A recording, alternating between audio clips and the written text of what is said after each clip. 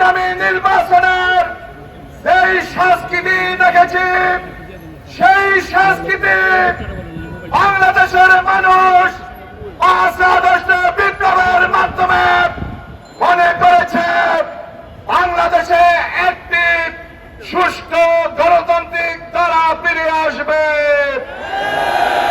কিন্তু ত্রয়োদশ জাতীয় সংসদ নির্বাচনে জনগণের রায়কে পাল্টে দেওয়ার জন্য ইন্টারিম গভর্নমেন্টের 4 থেকে 5 জন উপদেষ্টা যে ইঞ্জিনিয়ারিং করেছেন, আমাদের নেতৃবৃন্দ নির্বাচনের পূর্বে কথা বলেছেন।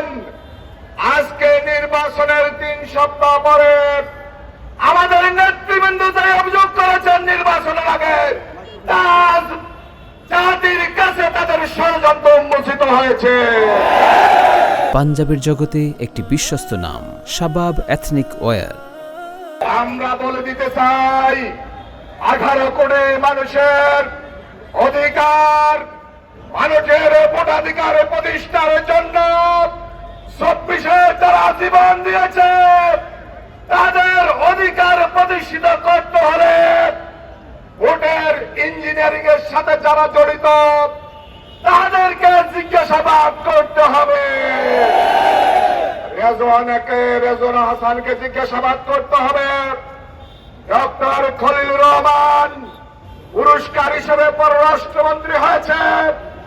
মাননীয় প্রধানমন্ত্রীকে বলবো পররাষ্ট্রমন্ত্রীকে অপসারণ করে তাকে জিজ্ঞাসাবাদ করতে হবে। আসুন গণতন্ত্র দেশ জাতির সর্বক্ষেত্রে অধিকার প্রতিষ্ঠার জন্য লড়াই সংগ্রাম আজকে থেকে শুরু হয়েছে। আগামীতে সংসদের বাইরে বিরোধী দল যথাযথ ভূমিকা পালন করবে।